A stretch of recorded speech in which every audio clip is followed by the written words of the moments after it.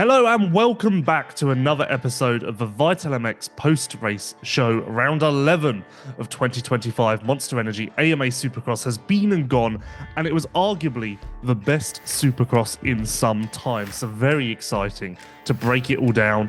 Not only what happened on the track, but off of it as well, because that is really heating up now, and there's a lot to say. So this is going to be a very efficient episode of the Vital MX post-race show, because if we take too long on the respective topics, we will literally be here for about 5 hours, and no one wants that. So in, out, complete it.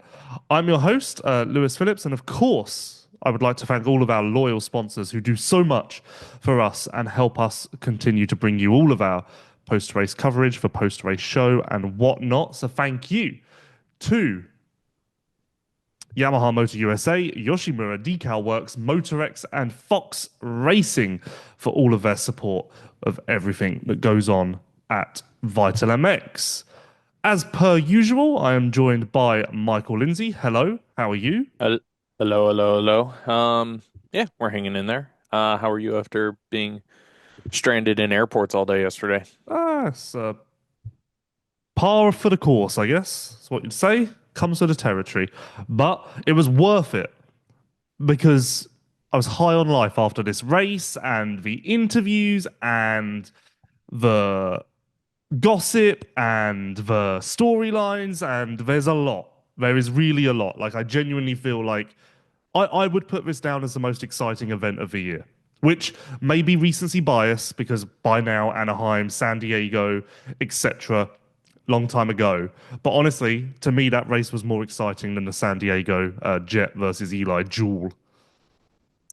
Yeah, I'd say so. Just as we're winding down this championship, it has more implications. And like I said, also we've been on a lull. It feels like the last few weeks, at least in the premier class, from some real, I don't know, just the way some of them played out. Not as much on track racing. So overall, Seattle was excellent both classes. Woohoo, shocker. We got 11, our 11th what, or our 10th 250 winner in 11 races. 450s though played out so interesting to me. First off, big hats off to Webb. I was very shocked to see him get in a sense, kind of hung up in Kenny's pace as Kenny's pace degraded, which no offense to Roczen, we all know that he's battling a major shoulder injury, which he commented on, I believe, a little bit more this week in the severity of it. So to watch Webb get kind of hung up in that pace, to watch Chase pounce and then Webb be able to respond, that's kind of rare. We always talk about like riders kind of, once they get stuck in somebody's pace, it's definitely hard to rebound and get kind of back in your head in the game.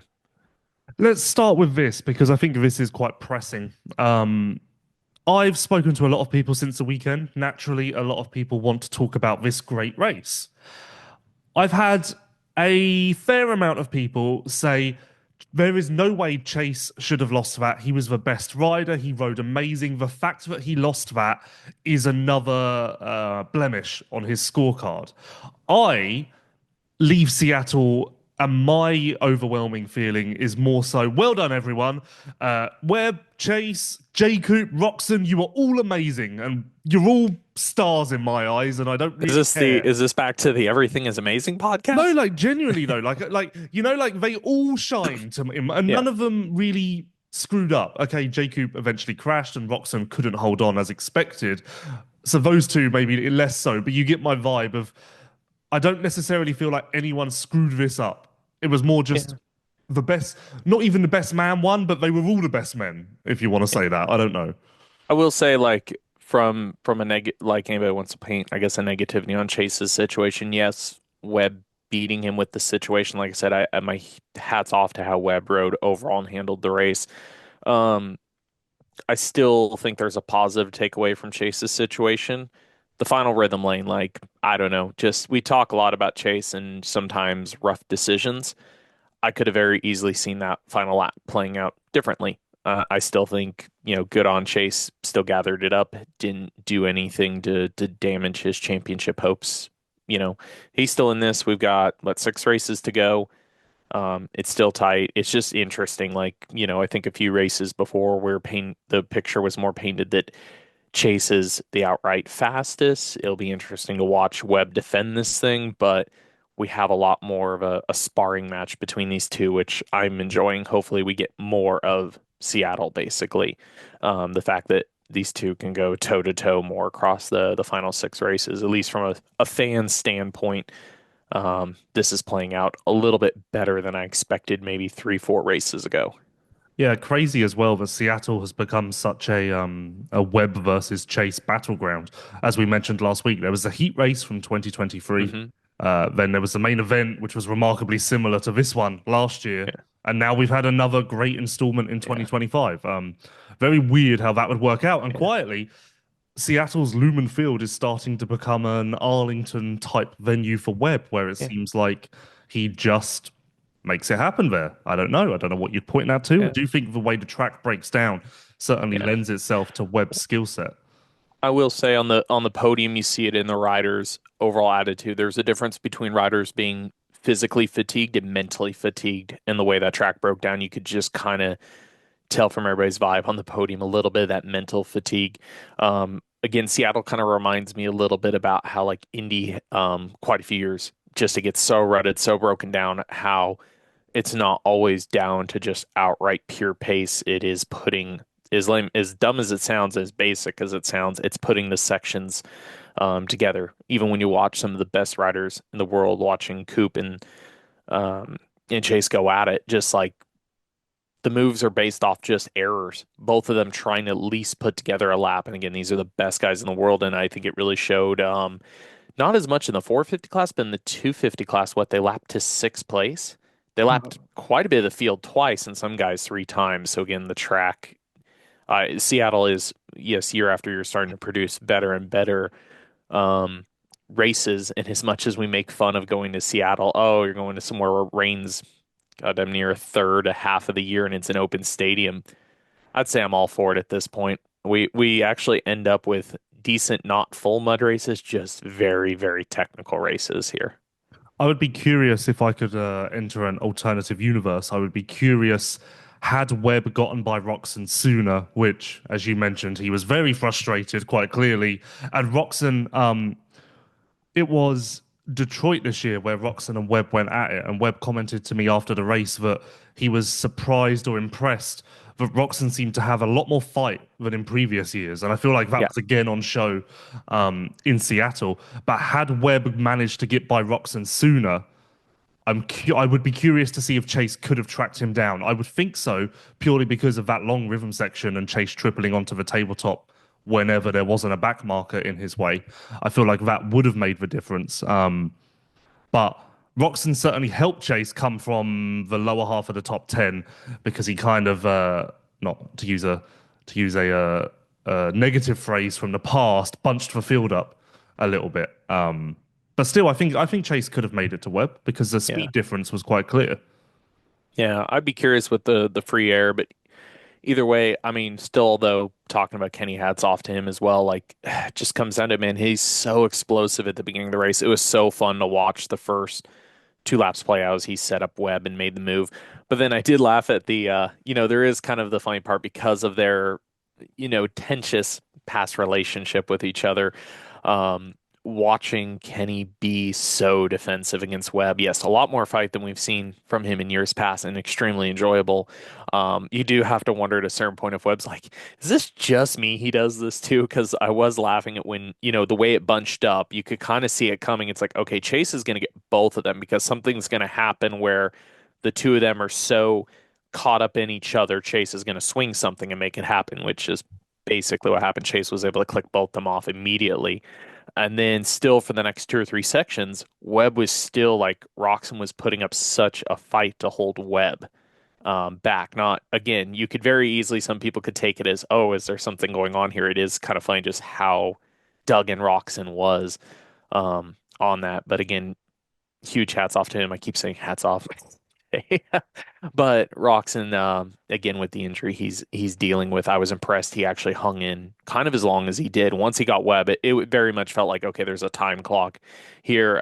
Is disappointing when we talk about getting more winners this season. There is the wonder, of course, like hey, if Roczen didn't have the injury, could he have picked up a win? to go for his second for the season after Daytona. But yeah, I think as bad as the shoulder sounds like it is, I don't think that's in the cards for any of the remaining of Supercross. We'll definitely see Kenny up front, but I don't know if hanging it out for the whole race to take the win is doable. Yeah, no, I agree. I think underplayed in Seattle's narrative is the fact that Webb has really reclaimed momentum here. Like you look at Hmm. his scorecard, and now the fourth in Birmingham really does seem like an outlier. Yeah, Whereas if he had gone 1, 4, and then let's say 2 or 3 in Seattle, it would almost look like a notable decline from where he yeah, was in the mid part of the season. So he certainly staked his claim, you could say, put his foot down, whatever phrase you want to use. But in a weird way, also a second place for Chase is quite promising because, not promising, I don't know what the word would be. Um, Progress. Let's just call it progress because it was his first second place of the season.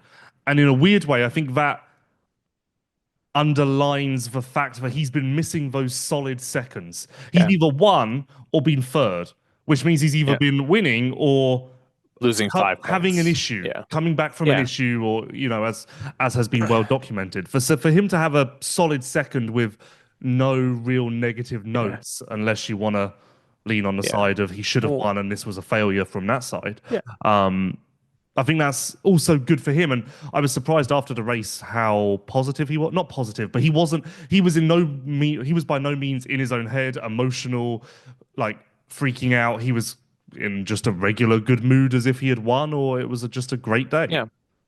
I think, somebody of his caliber, I know it's tough to like kind of again, I do think he learned from the Arlington situation of like, look, second is not the end of the world, especially when we're talking about the championship. I feel like Chase has, I remember at the beginning of the season to backtrack, I made a comment about having Jade in his corner again. And I said, oh, it must be nice to have somebody that's been there with you, watched you grow back from when you used to be pretty emotional. And Chase cut me off, goes, oh, I'm still pretty emotional. I'm like, that's true, but at least, somebody like Jade has dealt with it a lot because some of Chase's earlier days, he had, some big emotional moments when things like this would happen. So to see him, bring those into check, bring a different perspective, um, lessons like that are important not only for this championship, but I feel like further championships. Let's say next year again, let's reload the field. We got a stacked field, go back to it's going to be the age old thing. Let's say Coop wins this title. Coop could come in as defending. Everybody's still going to say it's Jet versus Chase or something like that. Either way, in any combination next year, it's important for Chase to be able to put together these kind of nights, almost more than the wins. We know he can win. We know he can put out dominant performances. That's not the question. It's on the bad nights, how well can he put together the okay nights? Again, what caught me a little bit is final lap, final rhythm lane. I really, in my head for a second, thought Chase is going to go bonsai and still try to three onto that table, even though the rhythm lane wasn't coming together for him. And again, he kept it kind of in check and just, brought it home, got the points, has a good attitude about it, and we're still in the championship fight and we're going to move forward. Yeah, I think I would be very interested also in my alternative universe to see how the final 2 turns would have shaped up had Chase gotten on that table. Because the speed difference is without question. It was quite clear how much faster that was to do that line that only Chase was doing Yeah. consistently. I just still don't know how he would have got to the inside of Webb somewhere. Or Yeah, because he would have been on the outside. If he would have had to probably railed even earlier and tried to square under like on the straight or something, he would have had to like set it up going into the final corner more. yeah, or maybe he could have been that much closer to Webb, where Webb wouldn't have been able to get to the inside so clearly in the final turn, and that would have opened it up Yeah. a little bit more. Um, Uh, one but one other note I had on Webb I thought that was really impressive is when that rhythm lane though, when Chase did error coming in a little bit, like Webb all day had been going during the main at least had been going single over table, kind of the more consistent line. That on off that was early in the rhythm lane had a very aggressive off. Like Chase was one of the only guys getting it clean and guys would clip it. I was really impressed that again Webb's like just racecraft. He switched lines. He didn't get the big rhythm at the end, that Chase was doing, but he did switch to Chase's line and get the on off to at least kind of get the bike length in front of him, which he had not done, I think, almost the entire main event. He switched lines just to make that move on Chase. There were a couple, and this is why there's a beauty with Seattle. There were a couple of different options, different lines. Chase squaring off after the mechanics area was nice, although I Hmm. think slower, according to everyone. And then yeah, Chase in the next corner started going to the second rut to the outside and doubling in, which Webb Yeah. eventually caught onto once Chase was ahead of him because I think it was double, triple, triple. That was clearly faster. No, good. It was just a great race, a great track, a great battle. I think it was a good night for Supercross. I think if you know the sport and you can appreciate the technicality of what they were doing, it was great. If you didn't know the sport, it just looked ridiculously slow, and you're wondering Yeah. what the hell is Yeah. going on. Why we're all so excited. Let me ask you one other that really just stands out to me is Kenny's move. I did love the other one is going after the finish line into the whoops. Coop looked like he was cutting down harder than anybody, taking it tighter to the right side than anybody. And yet the lap Roczen makes it happen. He somehow finds this little bit of inch of room to the inside of Webb to make that move happen into the whoops. Like I could watch that replay over and over. That was so good. Yeah, there was a lot of that. But what we can't get away from is what this means moving forward. And great race for everyone, but Chase did lose points. The gap has gone from 8 to 11, which sounds, I mean, we're back into double digits. So naturally, it sounds quite serious. 6 rounds to go. I think to do championship percentages at this point isn't so much opinion, it's just logic. And I don't think you can go 50-50 because of the 11 points. I think Yeah. your options are either 60-40 or 70-30. I don't think it's, I think Yeah. any 80-20 is way too crazy with it being this close, but 50-50 is too close with it being Yeah.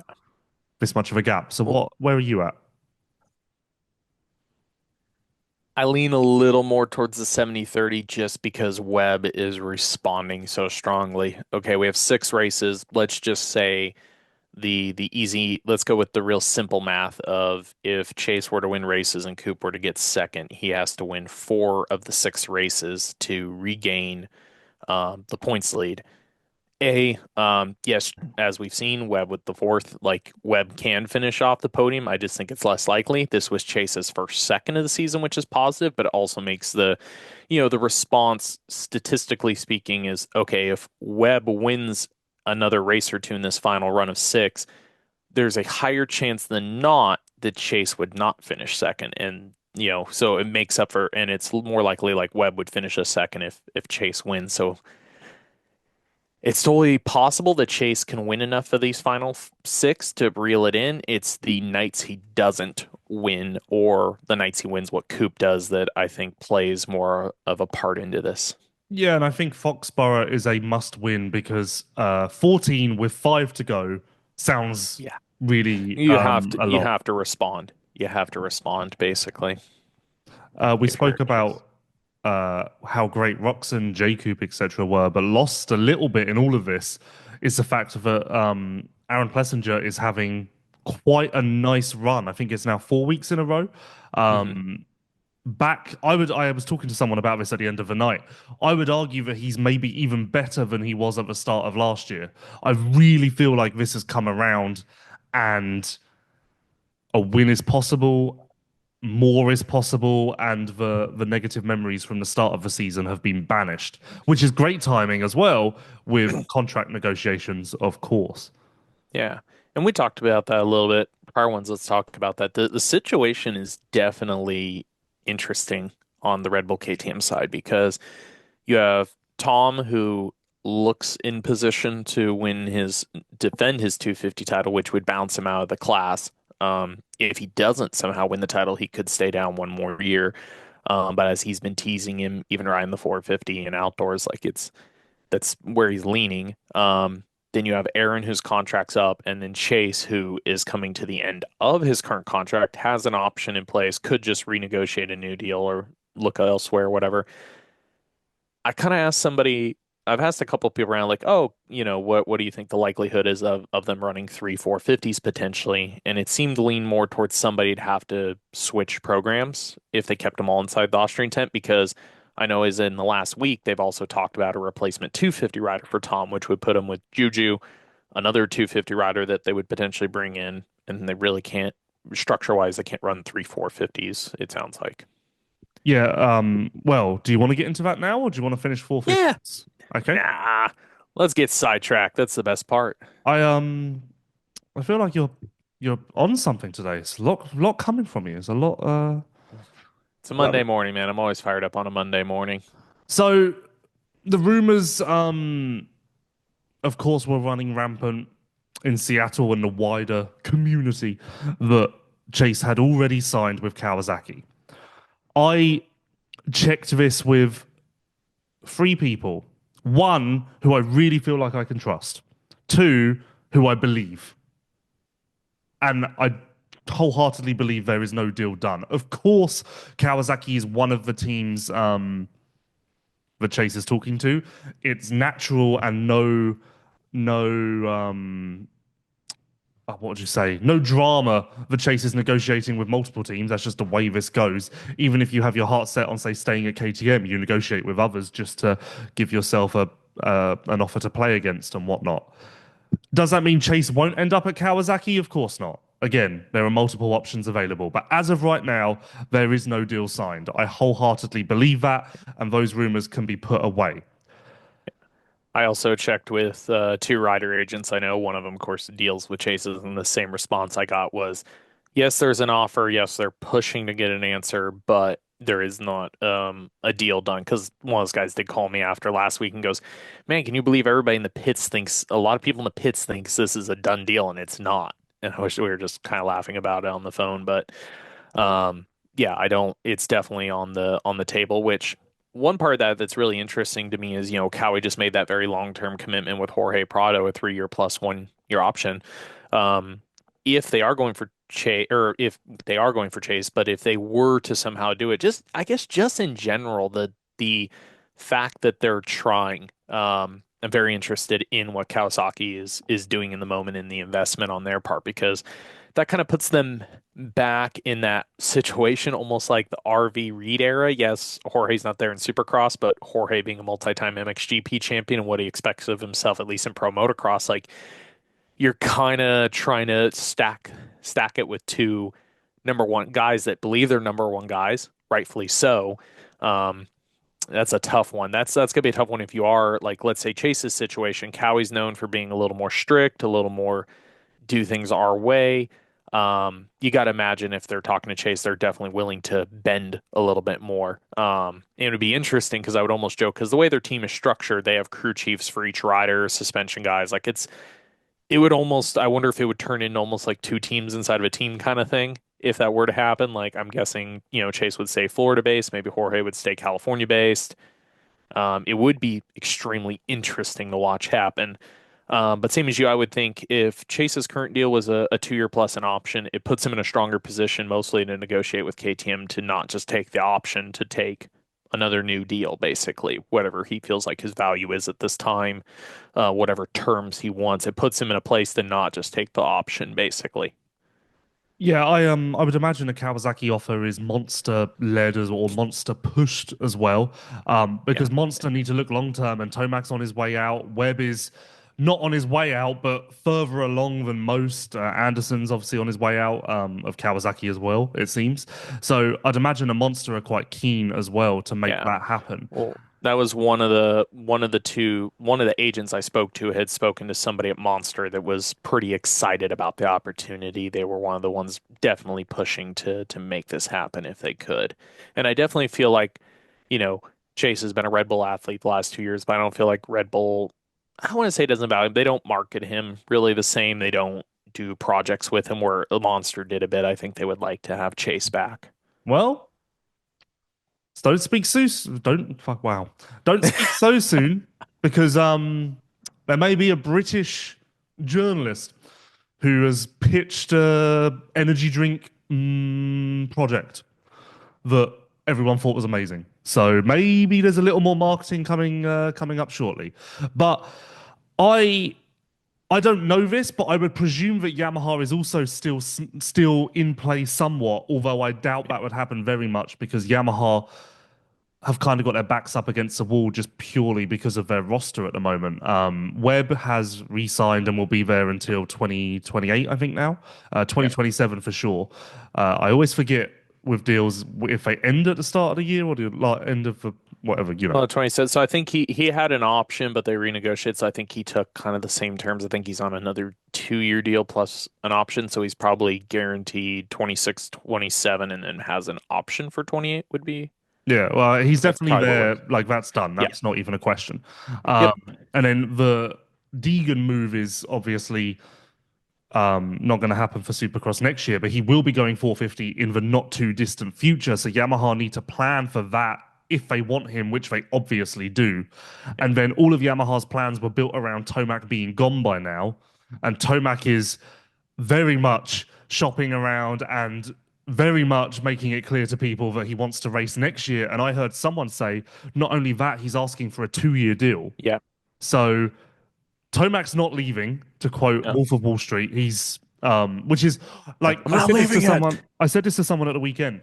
Most of us presumed that Tomac was going to retire at the end of 2022. Everyone, for the most part, kind of thought that the Yamaha thing was like a swan song. Yep. Imagine if you had said at the end of 2022 that, oh yeah, Tomac's talking about a contract for 2027. Like that is a wild Yeah. It, situation. So Chase, and we'll get back to Chase, I guess, because we kind of left that and now we've moved on. But to me, more interesting than where Chase goes is where Tomac goes, because I would say that I am more convinced that Tomac is on a bike other than a Yamaha than I am convinced that Chase would be on a bike other than a KTM at this point.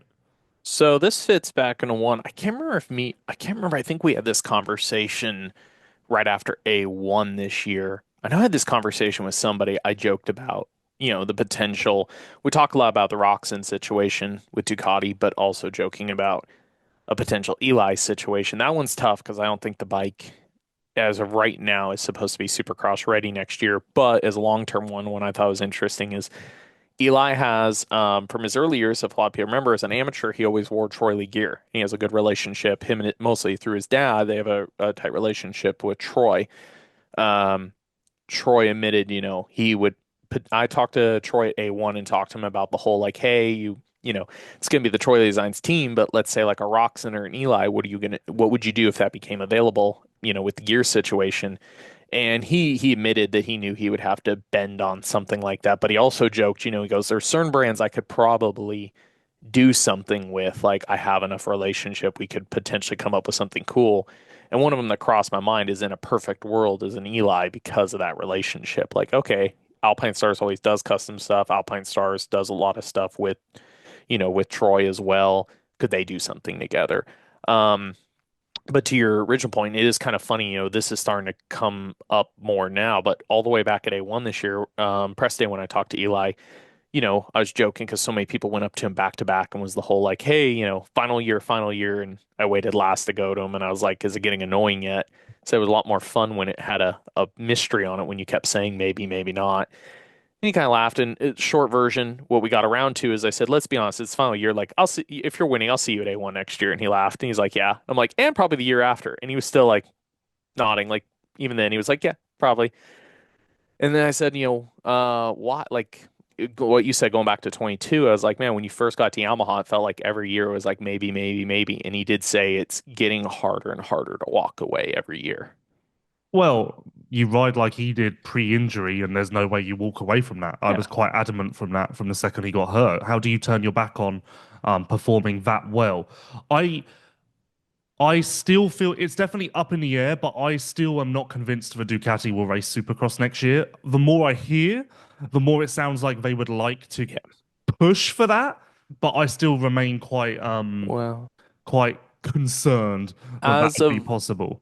as of last week, the Supercross testing has not begun. The bike's not here. I checked. It's on its way, but the US test program has not even begun, and I was told it's 6 months behind schedule because I know what day it was originally supposed to Yeah. start. So we're behind schedule at this point in that sense. However, backtracking a little bit, like one other thing with Eli though is comfortability, not wanting to hit a reset. If he can make a SX SMX only deal work with Yamaha, I mean, look at what Yamaha could have if they could squeak all this. They could do, you know, picture perfect next year. They've got Webb. I'm going to say potentially let go of J Coop and then have Eli SX only and Hayden move up for pro motocross.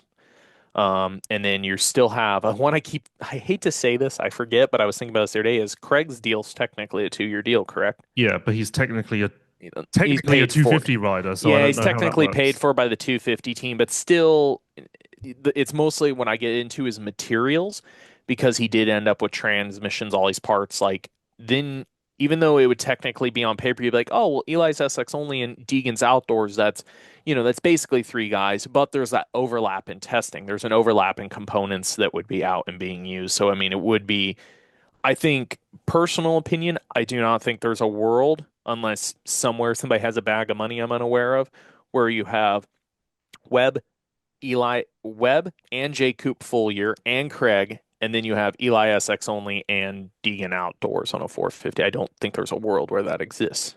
Well, I think also part of the issue is Eli is asking for more money than he's on currently. So I just think that, and I think it's well known that Webb Webb was always meant to be, or not always meant to be, but he was kind of designed to take over from Eli when Eli retired sooner Yeah. than this. So Webb's now being promoted to number one rider salary and whatnot. But Eli's also asking for that sort of bracket, and then you've got Deegan, who's definitely going to want that sort of Yeah. bracket. I just don't know. I just don't know, and I don't think the Yamaha can If do all of this. well, and then the other one you got to play into is this goes all the way back to this goes all the way back to the beginning of last year, I believe, from when we heard this, like about Cowie being aggressive. Cowie had supposedly made that early conversation with Hayden already. If Yamaha is a little infamous, it's kind of the way the current star managed 450 program is. They definitely, it's not super salary driven. Eli took a huge pay cut to go there from Cowie. Coop took a pay cut to go there from KTM.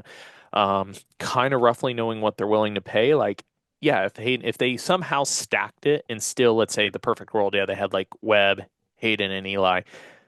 Everybody there is like Eli's not going to probably get what he's asking for. Hayden wouldn't get the absolute top dollar. Cowie could swoop there as well. Like there, man, it gets so convoluted. We're talking about the Chase situation, but if Cowie doesn't work out with Chase, they could just turn that bag of money and go after Hayden. Which, if Yamaha doesn't keep their eye on the prize, if they get too caught up in the Eli negotiation, they could lose out on that future situation. Which again, it's hard to say no to the Eli now, but you run into a teams like you also have to look at the future. I know that they have said that they don't want to do this, but would I be surprised to see Tomac on a Triumph at Anaheim 1 next year? Not at all. I know that that isn't their. I know for sure that they don't really want to come Yeah. out with a top guy like that in 2026.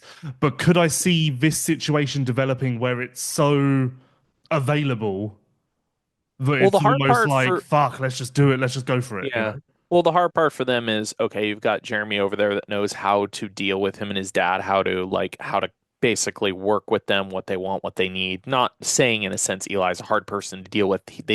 He's just seen how it works to get the maximum of Eli. He knows what that looks like. You get Eli out there to test that bike here in a few, when he's back up middle outdoor somewhere in the break, he goes on and tests it and comes back in and says, I'm into this, let's do it. How do you say no? How do you say no? Like you go figure it out with somebody to make it happen. You're not going to push, you're not going to make the whole saying the square peg into a round hole. If he tries and is kind of like, needs this, need that. I'm not like, if he's not super into it, but if he rides it, I always say riders know immediately. Eli would know in 5 laps if he wants to race that thing. He would know in 5 laps if this is a go.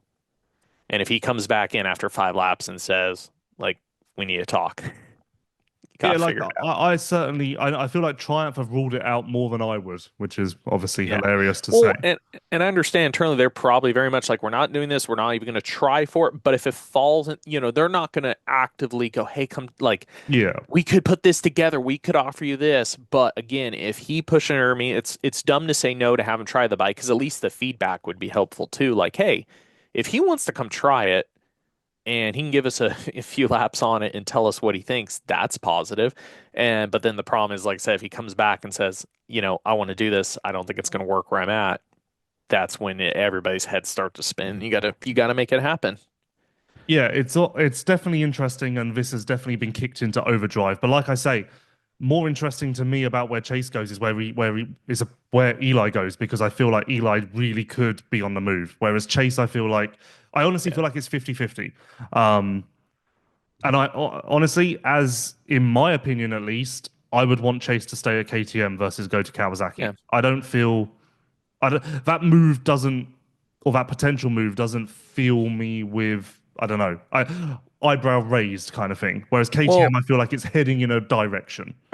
the worst part would be, and here's the other reason we talk about the Cowie thing not being a done deal. I don't mean these words bluntly, but you probably agree with me. I don't think Chase would be, and not that it hasn't worked out, I don't say dumb enough, but I don't think he's dumb enough in a sense to basically sign a contract with a different OEM while battling for a championship on a current one. We all kind of know, yes, the KTM offer last time came in before the Supercross tile run, but I think based off of like when you were allowed to negotiate and sign, it got kind of done during the championship run at Honda. I just don't I don't think you would do that to yourself again if he were to consider switching. And that's one of the hard parts I had heard from one of my sources is that the Cowie thing is very much like there. I even heard there was a deadline that they're trying to push on him. I don't think he would do it till the Supercross championship runs through, especially because if he does regain this thing from Webb, would you want to be the guy that 2 times in a row leaves the OEM you've won a title with? I don't think that matters, or even would even like. I don't even think that would be on his radar. But I say it from the sense not from a perception. It's just a starting over. Like you just got like especially KTM because if he does it between outdoor Supercross, he's back to back, and then to walk is just like, hey, there might be things. Maybe there are things you think their grass are greener on the other side, but it seems that things are working within an extent. At least you know where the negatives are and what you need to fix. I guess I would guess that Chase will do a deal end of April, beginning of May. And that's kind of the timeline I've got in my head. So Tomac, I don't know when that would get done. I feel like that would be Yeah. later. Chase has to fall first, I think. Uh, Yeah, Chase has to fall first. I would think Eli would be in midsummer because, like I said, you got to wait till the Ducati program here is up and running, till the Triumph 450 is more together. I imagine he's going to weigh his options, either go test with them, test at his place, something. Eli's is potentially middle of summer, um, or even later. But back to the Chase thing, we're circling all the way back now on the KTM front is Chase, because I agree with you. I think Chase stays. I'm 95% sure he would stay. I not say he won't leave. I would be a little bit shocked. That puts them in a tough spot because Aaron again is regained form. Really like him. He's on a 1 year deal. Something has to bow there. The other thing with Chase, as we all know, is he really likes working with Tom. I think a huge part is putting those two together on a 450 is a really good thought for them. So then, what do you do with Aaron? Aaron over to Rockstar Racing with RJ Malcolm out.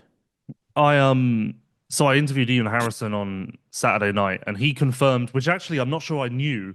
He confirmed that Julian is the only rider he currently has under contract for next year. So that must Yep. have got done because I swear he was up this year. Unless the way he did, he says that he may have had an option and Yeah, went that's ahead and true. just enacted. He may have, even though we're talking about Chase having an option, Tom probably has some sort of 450 verbiage. Juju just might have been the safest and just taken whatever was in his contract as an option or an accelerator. Ian confirmed what I said last week, which is that April is when stuff really is going to start happening for that group. But that doesn't, obviously, they're already negotiating with the heavy hitters. Um, he also made it clear that they are still negotiating with Chase. So, that's just to really underline that the rumor is false, that deal's done.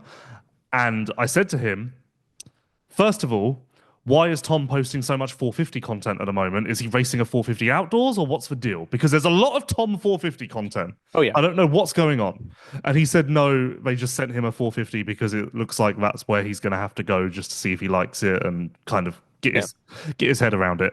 But also I said to him it must be difficult because naturally you're going to want to keep Tom, but you don't know where Tom's going to ride yet. And if Tom's on a 450, that impacts Aaron, and you can't make any of these decisions until you see if Tom wins this championship, which ultimately will go down to the last round.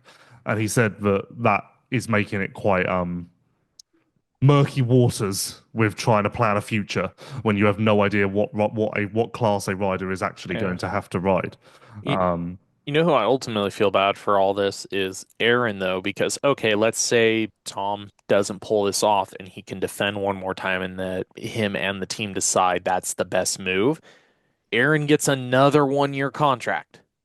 Gets another 1 year deal. Aaron just another 1 year deal. Yeah, but whereas I feel more sorry for Jacob, and also in the Tomac This is true. Yamaha discussion, I feel Jacob is the one who will get screwed again.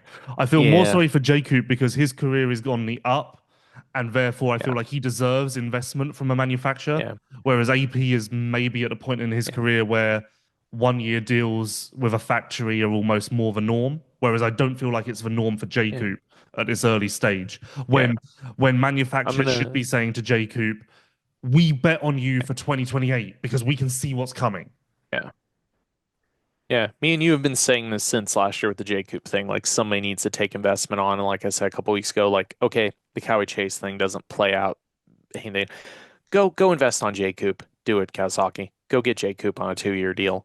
Go put some priority into this guy. Yeah, it's there's a lot how it really feels like this is all kicked off out of nowhere. I think Roczen goes back to Yeah, Suzuki to make that clear. Um I think he does because of I mean, definitely the Ducati thing is potential in his future, but again, me and you both bank off of the Supercross program won't be ready, so I think he takes another 1 year deal. I do think he takes an SX only deal, like no SMX, anything. I think it's extremely like day after Salt Lake next year. I think he's a free agent again. I heard that he's asking Suzuki for a more longer term deal. So, but who knows?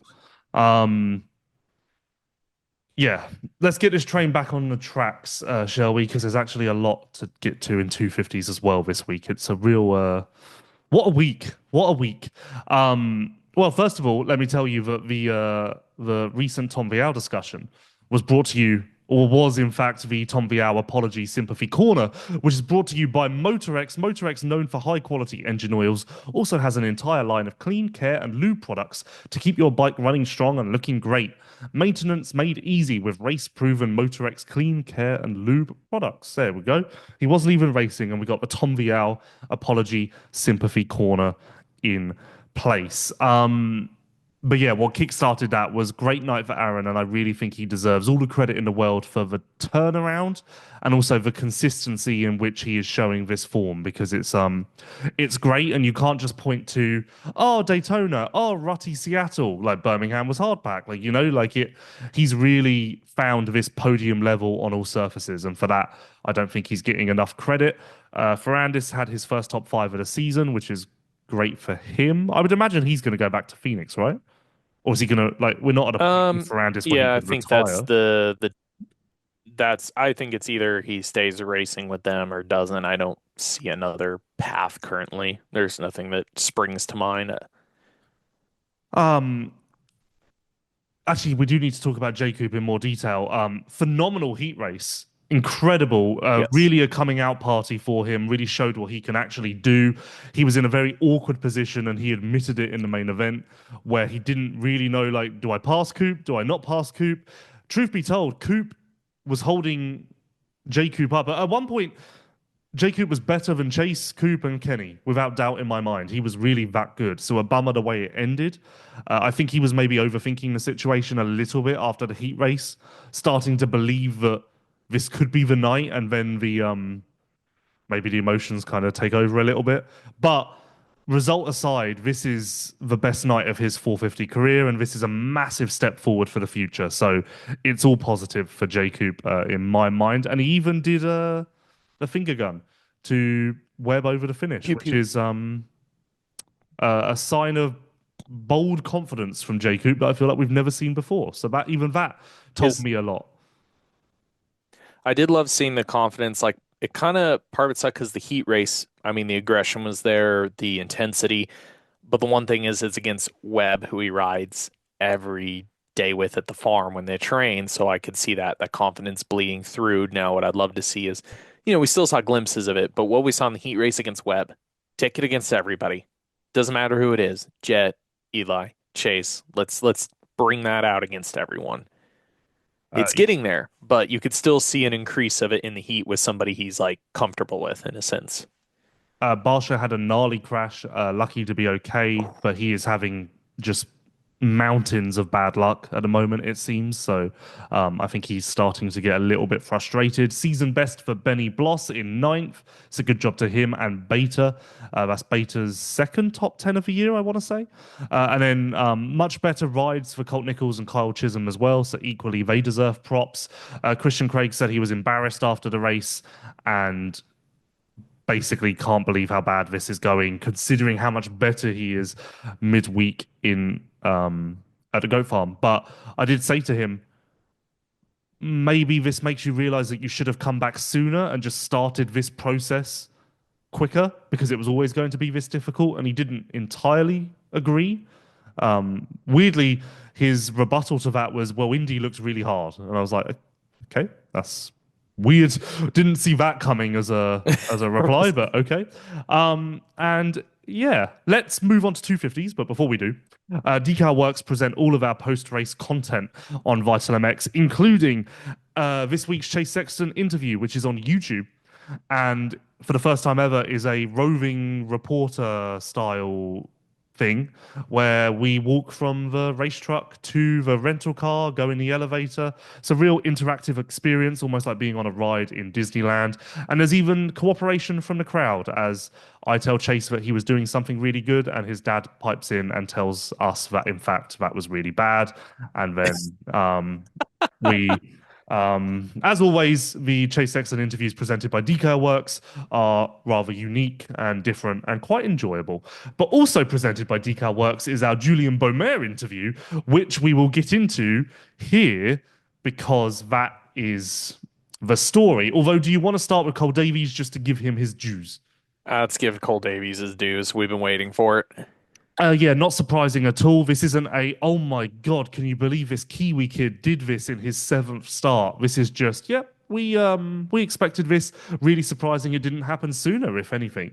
But just because that's the mood doesn't mean that the magnitude of his achievement should be lost. And in fact, I encourage everyone to go to Ben Townley's Instagram, I think it is. He's Yes. posted a video of him teaching Cole to ride whoops on his first day in New Zealand. And it's fascinating because you really get a look at the minor tweaks in technique that make a difference. But also it's interesting because Ben Townley has worked with Hayden Deegan recently, and he is, I would say, widely regarded as the best trainer on the bike trainer as far as technique and the riding side in the world. So really interesting to see his methods, his way of communicating, and what he sees. So I encourage everyone to check that out.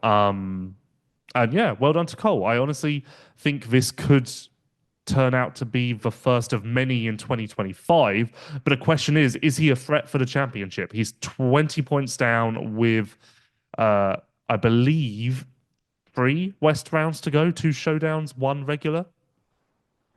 I mean, naturally, you can never say never, but no, I don't think it's in the cards right now. Like, we just got the win, but it took a while. But I mean, this does say the stepping stones are there. Championship hunt will come next year, but I don't, without some major issues, I don't see how you can sit here and go, he's in this thing right now. I agree. 20 points is a lot. Although there are two showdowns, and one of them could Yeah, potentially be in that's the thing. Mother. So Anything, yeah, something can always happen in a showdown, but that's where it leans into like it takes something it still takes something to happen to get him. I feel like it takes something to happen to get him into the conversation, and then he has to capitalize.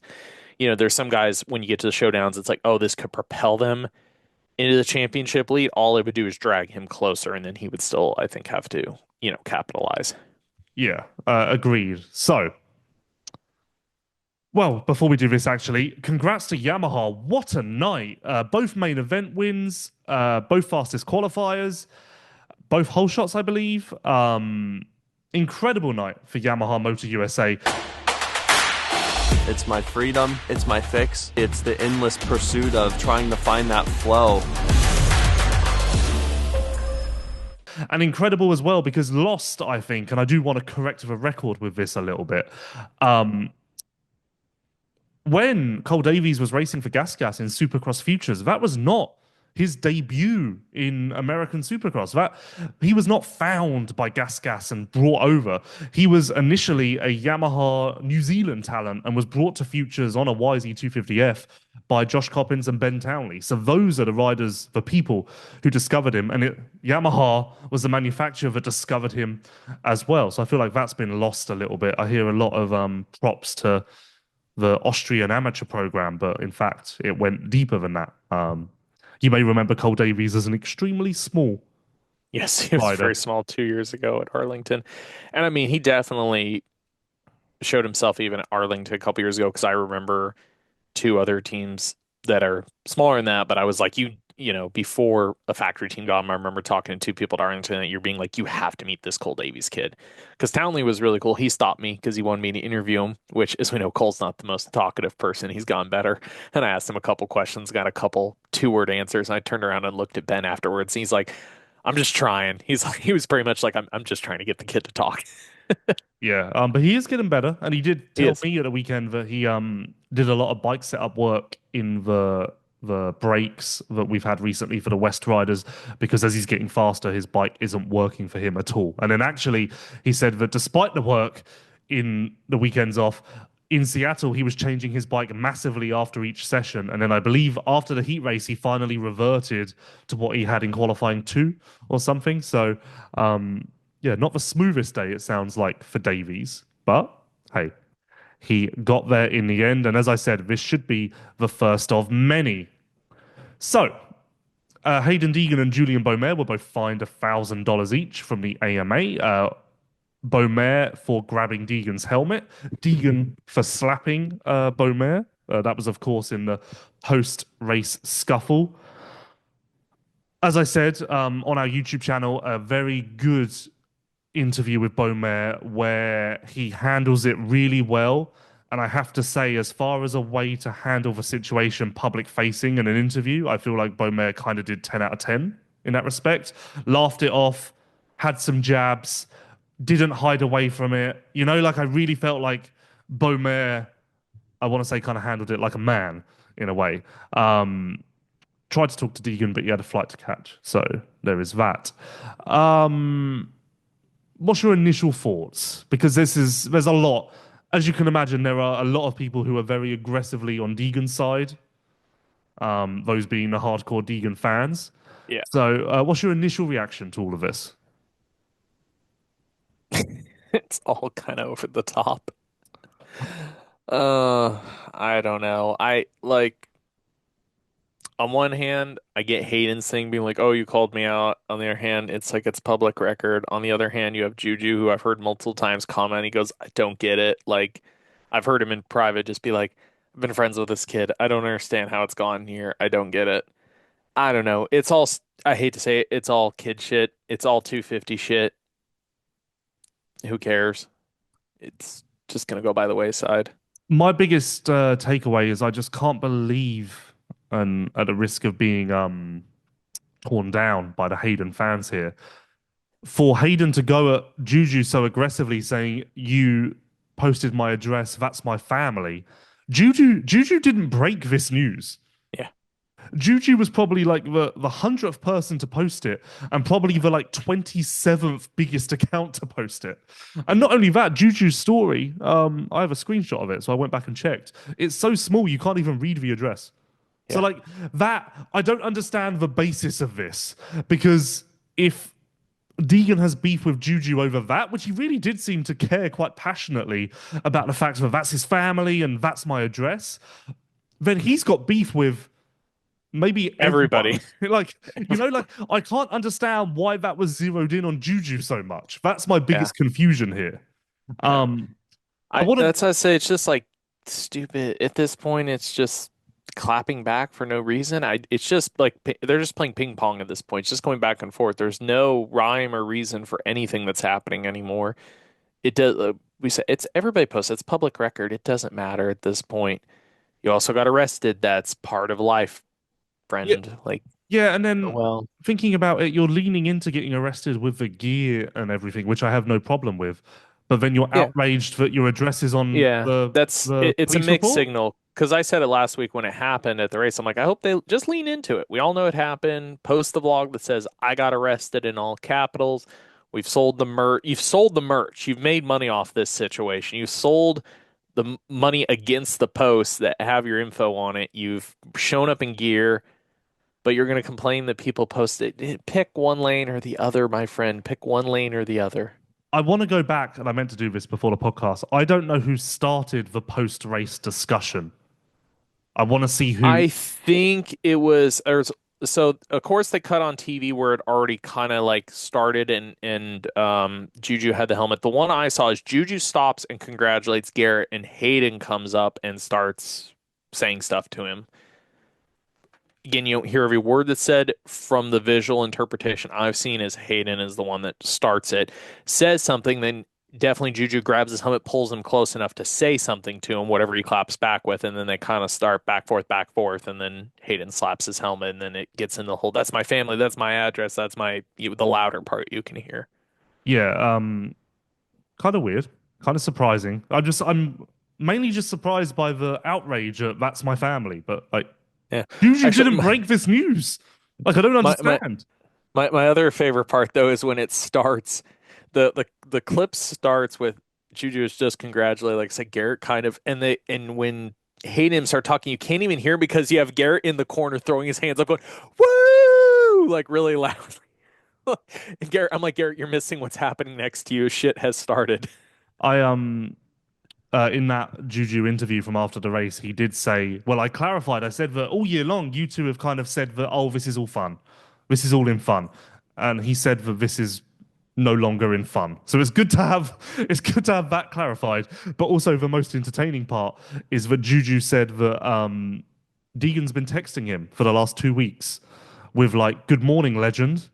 And I hope you've been practicing your ruts and stuff like this, which is honestly quite funny.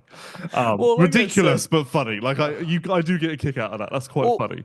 the one part that kind of cracks me up is like the whole like getting in, like whether it's banter, whether you're trying to get in somebody's head. It is kind of funny because he's about to move out of the class. He's not even gonna, be racing Juju unless he looks at Juju as an extremely long-term deal. But that was, I think it was back at like A2 or something. That's why I ran into Juju after race talking to somebody else I know, and he was very much like, I don't get it. We're friends.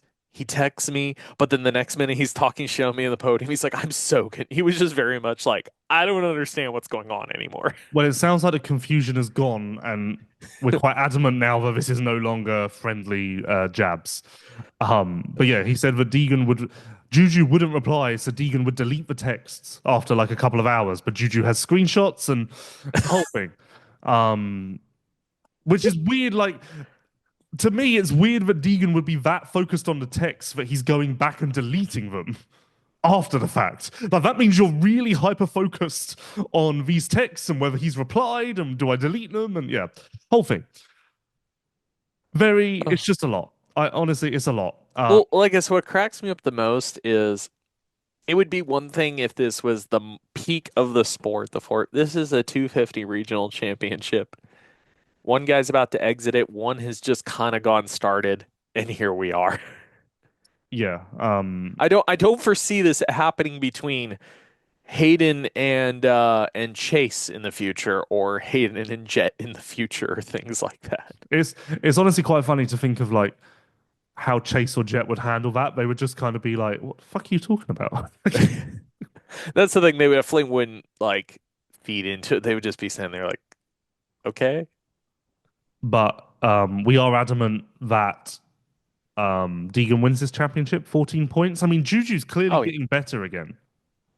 Yeah, as we always say, anything can happen with the showdown, but last showdown we went to, I don't know. I just think Hayden, look at even with Hayden going down, like of this group, Hayden can come through the field the best. I just think Hayden for out of the West Coast guys will play both. Like, yeah, we could go to these two East-West shootouts. Davies could win one of them, and somebody from East could win one of them. But I don't see like Juju or Cole both performing consistently across both of them. I think Hayden could have bad starts, go down, whatever it is. He's going to battle through. I would say almost because I usually say, yeah, the East-West shootout can cause anything. I would almost say they play in Hayden's favor because I think he can just manage them the best when we're talking about the West Coast group by themselves, like how they're all going to fair getting mixed in. I just think Hayden's going to handle them both fine. Yeah, agreed. And congratulations to Fox Racing and Garrett Marchbanks on that podium finish in Seattle. Bold, untamed, and pushing the boundaries of aesthetic, style, and design. Fox Racing's new Spring MX graphics, launching with Hello Future, disrupt the status quo and make no apologies for the interruption. Comprised of head-to-toe kits, plus a slew of head-turning men's and women's lifestyle pieces, its spirited graphic combined with dialed-in fit, comfort, and construction sends a message loud, clear, and confidently. The future belongs to those brave enough to answer the call. Congrats to Fox Racing on the podium once again, and this was much better from Garrett Marchbanks. I still find myself a little bit confused about what to expect from Marchbanks, where he's going, what the potential is, what Pro Circuit are hoping to achieve here, but this was much more in line with a successful partnership, let's say. So much needed. Now, I'm curious. Again, we go a little bit silly seasonish. Garrett's the only one there on a 1-year deal. So, I mean, he's in a unique position. You hear him thank Mitch, thank the team, like very, what would you call it? Just genuine. Yeah, he's a man who bet on himself, left a comfortable situation, probably to take less money to ride a bet what he felt like was a better bike and perform. And, a second's good. He's still, in a sense, to kind of prove his reason for going here, he needs to try to win. We only have one standard West round and two East West. Can Garrett win or not? No, no, no, no. That's quite easy. Have I missed where the Shimoda Deegan beef started? I think so, because all I saw, I really don't know where. Because Shimoda really seems to want to prove a point with Deegan, but I don't know where this has come from. I'm trying to think. Has Hayden put? I know Joe in general has been riding more aggressive. I saw him nearly kill Cody. I've seen him run Hayden. Like Joe in general, also has been riding really aggressive. But I still feel like his aggression with Hayden is higher than anyone else. Yeah. I don't know. I don't know where it started. Yeah, I don't know if there is an issue there or if I don't know. It seems weird to me because it is out of character for Joe and it seems so blatant that there's no like, who knows what that. It's like, no, there seems to be an issue here. So, yeah, I am a little confused by that and also a little confused that Joe was so irrelevant in the main event because I thought he would be better now. I felt like the day was fairly promising, and he was just kind of nowhere again. So, yeah, I expected the progress to be more prevalent for Joe. Jumping down the order, Jordan Smith returned, and oh my, what a day. I think he probably, honestly, if I rack my brain now quickly, I think Jordan crashed 9 times.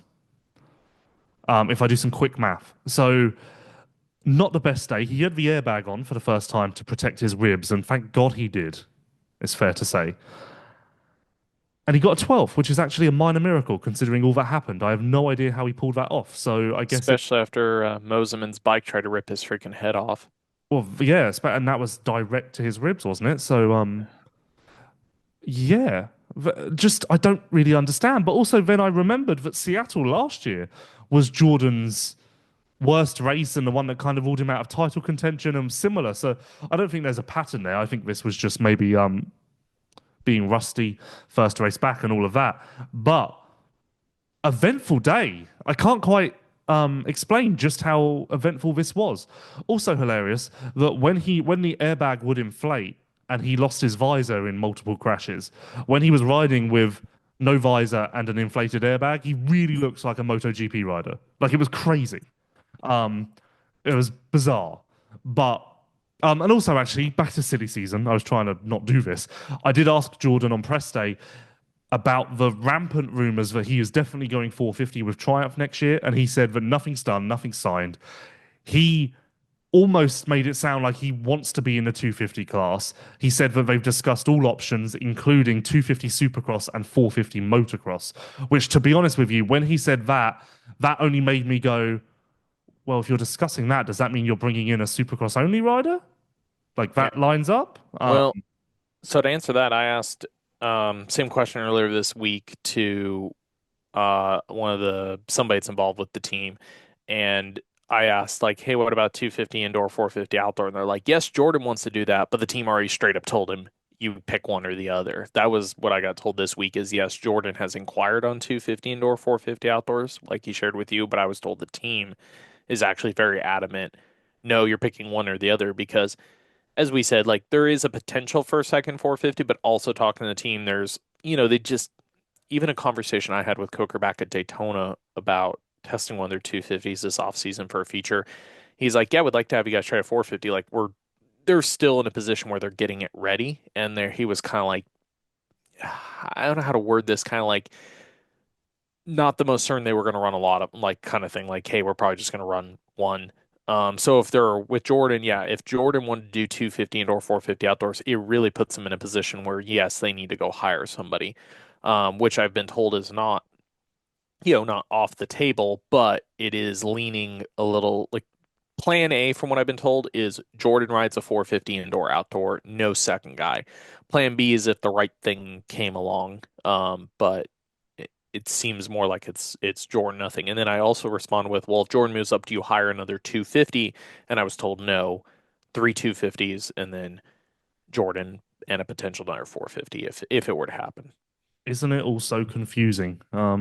What isn't confusing is that there should be a PR tomorrow announcing Dean Wilson as HRC's fill-in for the final 5 rounds. I believe he's going to start in Philly. He's been on the bike for a little while, loving it by all accounts. And yeah, that should drop tomorrow, that announcement, unless my feelings are a million miles off. But it will be great, if it does happen, to see Dean Wilson take advantage of Yoshimura power, because, of course, that would be a blessing to him and all who take benefit of it. And you can do exactly that by heading to yoshimura-rd.com to see what they've got available for your motorcycle. And you too can use the race-winning power that Jet Lawrence, Tim Geiser, and others take full advantage of. So I highly recommend that you do that. Anything else? It's been the most chaotic podcast. No rhyme or reason to anything, so throw whatever you want out there at this point.